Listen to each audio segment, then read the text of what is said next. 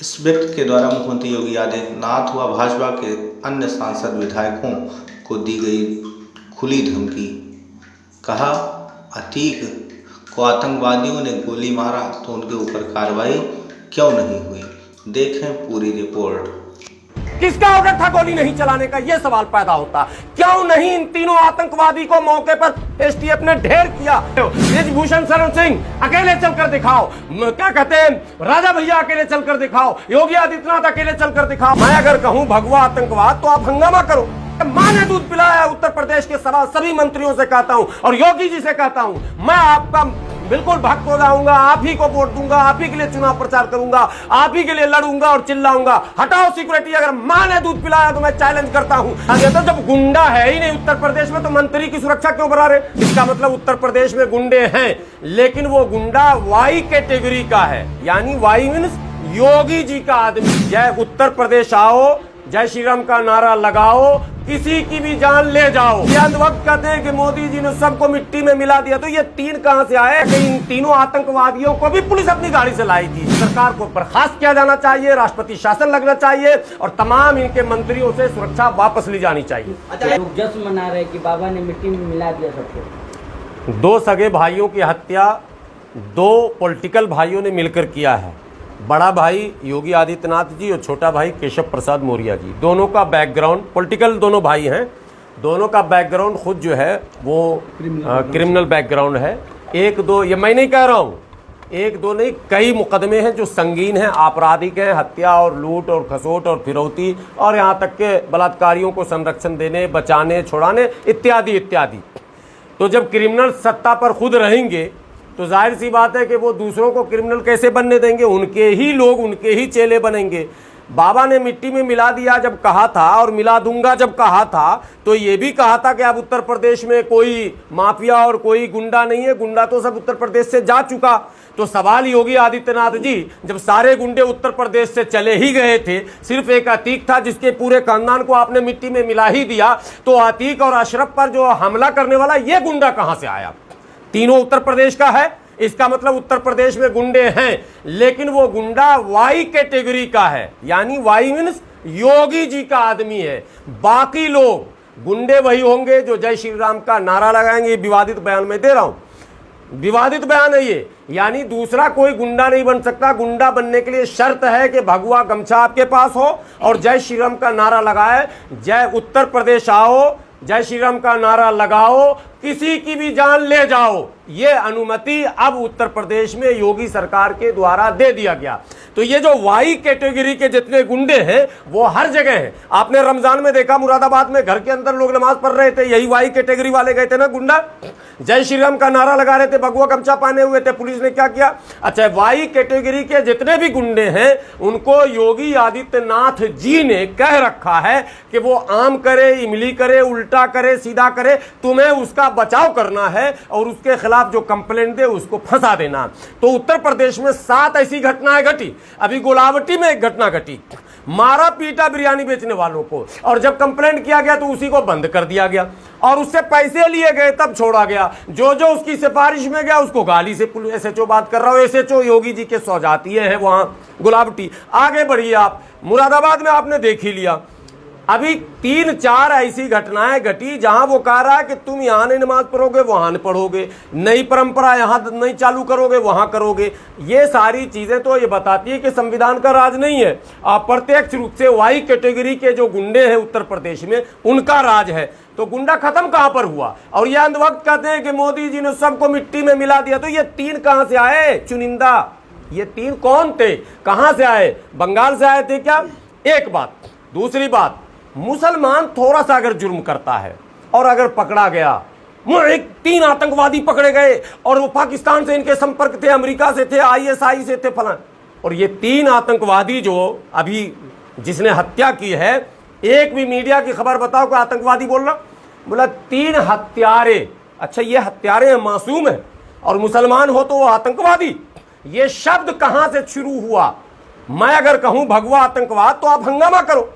आप हमारे लोगों को छोटे से जुर्म में भी आतंकवादी कह दो, तो आपको अधिकार, और हमको अधिकार नहीं। कमजोरी किसकी है सर? ये कमजोरी हमारे लीडरशिप की है और किसी की नहीं है। हमारा जो नेतृत्व है, जो परंपरागत नेतृत्व है, जो ट्रेडिशनल लीडरशिप हमारा है, वो शुरू से यही पंगु बना रहा। अभी भी देखिएगा सन्नाटा छाया हुआ है। एक ओवैसी साहब के अलावा आप नाम बताओ कि कोई आप इसको मर्डर देख रहे हैं या इनकाउंटर देख रहे हैं? मर्डर सिर्फ इसको नहीं, ये तो मर्डर कैमरे के सामने हुआ है। ये मर्डर तो पुलिस ने कैमरे के सामने करवाया था। बगैर कैमरे के 2 मर्डर पहले हो रहा, जो झांसी में हुआ। मैं उसको भी मर्डर कह रहा हूँ, वो इनकाउंटर नहीं है साहब।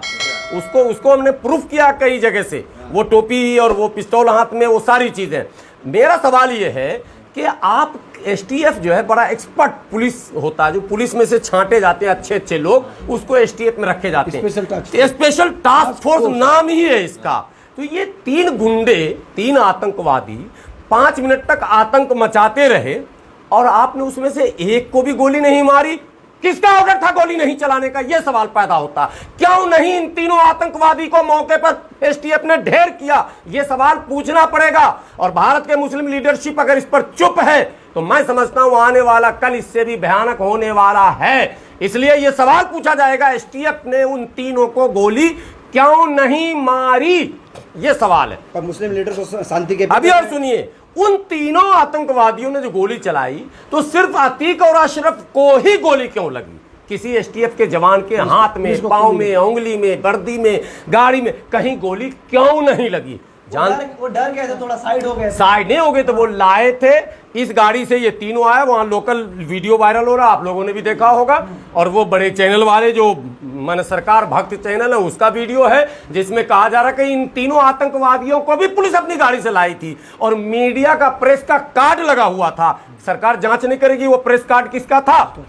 हम तबलीगी जमात के जमा कोरोना में हम घूम रहे थे तो मेरे प्रेस का भी जांच कर लिया गया, कार्ड का, मेरे कर्फ्यू पास का भी जांच कर लिया गया। और इन आतंकवादियों के प्रेस कार्ड का जांच नहीं होगा? किसने इशू किया? इशूइंग अथॉरिटी क्या थी? तब तो खुलेंगे ना राज। अब कहा जा रहा है ये तीनों पागल और दीवाने हैं। एक पागल दीवाना जो गोरखनाथ पर हमला किया था उसको तो फांसी की सजा हो गई ना, आप लोग को पता है कि नहीं? जो वाकई पागल था, जिसके पास सर्टिफिकेट मतलब जांच भी हुआ और वो हमला करवाया गया था मुसलमानों को बदनाम करने के लिए, सरफिरा मुसलमान, पागल मुसलमान को पकड़ के ले आते हैं लोग। और ये 3 जो पागल आतंकी हैं, इन तीनों को आप देखेंगे, इनको खूब बेहतरीन से खातिरदारी इनकी होगी और तीनों को जेल नहीं भेजा जाएगा। ये मैं बोल रहा हूँ कैमरे पर। एनकाउंटर होगा तीनों का? कुछ नहीं होगा, तीनों घर जाएंगे, अपने घर जाएंगे। ओवैसी पर हमला करने वाले कहाँ हैं? फांसी हुई। उत्तर प्रदेश के वीआईपी हो गए ये आगे चल के नाम बदल के इनका आई कार्ड बदले। नेता ट्विटर पे तो बोल ही रहे ना कि इंसाफ मिलेगा मुसलमानों को। हाँ, तो ट्विटर पे तो इंसाफ मिल भी गया सबको। क्या लगता है ये भी आगे चल के बाहुबली और बड़े नेता बनेंगे क्या? ये यही हो ही रहा ना। बृजभूषण सिंह बाहुबली है कि नहीं है? आप बताओ कि वो सांसद है लोकसभा में, वो खेल कुश्ती संघ, जो महिला कुश्ती संघ का अध्यक्ष भी था ना, कितने मुकदमे हैं? ऑन रिकॉर्ड मीडिया पर बोल रहा है एक चैनल, बड़े चैनल पर, कि हमने अपने हाथों से केवल 1 मर्डर किया और बाकी तो हमारे चेलों ने किया। अरे साहब, वो सांसद जो कह रहा हो कि हमने अपने हाथों से एक मर्डर किया और वो लोकसभा का सदस्य जो अकबाले जुर्म बम ब्लास्ट में करती है महोदया, गांधी जी को गाली बकती है जो महोदया, वो संसद में, और भारत में सन्नाटा। कहां है अम्बेडकरवादी? कहां है संविधानवादी? कहां है लोकतंत्र पे आस्था रखने वाले लोग? कहां हैं ये लोग जो अब बाबा साहब के जय जयकारा लगाते हैं? और कहां है वो सेकुलरिज्म के झंडा ढोने वाले लोग? क्या आपके रहते हुए देश में इस तरह का मजाक बढ़ता रहेगा? आज एक आतंकवादी लोकसभा में पहुंचा, कल 2 आतंकवादी पहुंचेगा, पता चलेगा 540 में से 540 वही हो जाएंगे, तो आपका संविधान रह जाएगा, लोकतंत्र रह जाएगा। डेमोक्रेसी खत्म करने, कुचलने का ये पूरा प्लान है। मनुस्मृति, एक फोटो वायरल हुआ, आपको दूंगा अभी। योगी आदित्यनाथ जी मनुस्मृति लेकर बैठे हुए हैं मीटिंग में। इसका मतलब है कि मनुस्मृति पढ़ा जा रहा है, कौन कौन सा पाठ लागू किया जाएगा। हाई लेवल मीटिंग हो रही है, आप ऐसे अफवाह ना फैलाइए। हाई लेवल की मीटिंग, हाई लेवल मीटिंग में अच्छा याद दिलाया आपने। हाई लेवल मीटिंग में यह तय हुआ कि तमाम मंत्रियों की सुरक्षा को बढ़ा दिया जाए। बढ़ा दिया था, जब गुंडा है ही नहीं उत्तर प्रदेश में तो मंत्री की सुरक्षा क्यों बढ़ा रहे? तमाम भाजपा नेताओं की सुरक्षा बढ़ा दी जाए, तमाम उनके जिला अध्यक्षों की सुरक्षा बढ़ा दी जाए, उनके सांसद विधायकों की सुरक्षा बढ़ा दी जाए, उनके आरएसएस, बजरंग दल और विश्व हिंदू परिषद के नेताओं की सुरक्षा बढ़ा दी जाए। अरे भैया, जब गुंडा है ही नहीं तो सुरक्षा किस चीज की? हटाओ सुरक्षा। अगर मां ने दूध पिलाया है उत्तर प्रदेश के सभी मंत्रियों से कहता हूं और योगी जी से कहता हूं, मैं आपका बिल्कुल भक्त हो जाऊंगा, आप ही को वोट दूंगा, आप ही के लिए चुनाव प्रचार करूंगा, आप ही के लिए लड़ूंगा और चिल्लाऊंगा। हटाओ सिक्योरिटी। अगर मां ने दूध पिलाया तो मैं चैलेंज करता हूं, जब गुंडा मुक्त हो चुका उत्तर प्रदेश, माफिया मुक्त हो चुका उत्तर प्रदेश, जब उत्तर प्रदेश में कोई है ही नहीं एक भी गुंडा, तो सिक्योरिटी क्यों बढ़ा रहे हो? क्यों सुरक्षा लेकर चल रहे हो? ब्रिजभूषण शरण सिंह अकेले चलकर दिखाओ, क्या कहते हैं, राजा भैया अकेले चलकर दिखाओ, योगी आदित्यनाथ अकेले चलकर दिखाओ, और उप मुख्यमंत्री केशव प्रसाद मौर्य जो बहुजनों के सबसे बड़े दुश्मन है इस वक्त बने हुए, जो मनुवाद की माने प्रवक्ता बने हुए हैं, मैं कहता हूं अगर आप में हिम्मत है तो बगैर सुरक्षा के चल के दिखाइए ना। आम इंसानों की सुरक्षा तो आप कर नहीं सकते, और अपनी सुरक्षा वाई जेड, जेड के बाद जेड प्लस, और प्लस के बाद जेड डबल प्लस, फिर जेड ट्रिपल प्लस, यही होता रहेगा इस देश में। सारे टैक्स का पैसा सुरक्षा में लगाओगे अपनी, और गुंडाओं को पालने में लगाओगे। बिल्कुल अराजकता है। इस सरकार को बर्खास्त किया जाना चाहिए, राष्ट्रपति शासन लगना चाहिए, और तमाम इनके मंत्रियों से सुरक्षा वापस ली जानी चाहिए। हिंदुवादी संगठन कह रही है सर कि 72 हुरों के पास भेज दिया गया है, ईद से पहले ईद ही मिल गई है। उनको सुरक्षा मिल गया ना। हाँ। उनको सुरक्षा मिल गया है। आपको पता है जितने छोटे मोटे संत साधु मार्केट में घूम रहे हैं, जो आतंक फैला रहे हैं, मुसलमानों के खिलाफ भाषण कर रहे हैं, सबको सुरक्षा दे दी गई है। 6, 8, 10 पुलिस वाले जो टीवी पर देखते हैं, बाबा लोग आते हैं, उन सबको 2, 4, 6 सुरक्षा कर्मी मिले हुए हैं। इनको तो बल्ले बल्ले है, चंदा भी आ रहा है, सुरक्षा भी मिल गया। यही तो है हिंदू राष्ट्र। आसमानी फैसला ही है कह रहे हैं। नहीं, फैसला तो वो सही बोला, आसमानी है, लेकिन आसमानी फैसले से सबको डरना भी चाहिए। फैसला आखिरी नहीं है, आखिरी नहीं है, ठीक है। फैसले रोज होते हैं आसमान पर, फिर फैसले होंगे आसमान पर। डरना चाहिए। सत्ता में हो तो इसका मतलब ये नहीं कि किसी को कुचल डालोगे। सत्ता अस्थाई किसी का नहीं है। बड़े बड़े सिकंदर से लेके कलंदर तक चले गए। आप किस खेत की मूली हैं साहब? इस भारत में कितनी सरकारें आई और गईं, आप भी जाएंगे, लेकिन जाते जाते आप ये कलंक लेकर जाएंगे शायद। ये आपने मन बनाया। आखिरी सवाल कि जहाँ भी जो भी नाम आता है, बजरंग दल का ही नाम आता है। आपने देखा होगा अभी अतीक का मर्डर हुआ, तीनों बजरंग दल से थे। फिर क्या अभी हरियाणा में मोनू मनेसर वो बजरंग दल का वो बजरंग दल से। आखिर क्या चल रहा है? क्या इस ऑर्गेनाइजेशन को बंद नहीं करना चाहिए? नहीं, बंद कैसे करेंगे? ये उसी ऑर्गेनाइजेशन के जरिए तो हिंदू राष्ट्र लागू करेंगे। अब समझना सोचना तो अम्बेडकर वादियों को, संविधान वादियों को है ना, उनके लिए ना चिंता का विषय है। लेकिन वो भी अम्बेडकर जयंती बाबा साहब की मनवा लिए 132वीं कल, फिर घर में जाके सब सो गए। तो सो गए अगर बहुजनों तो सुला दिए जाओगे।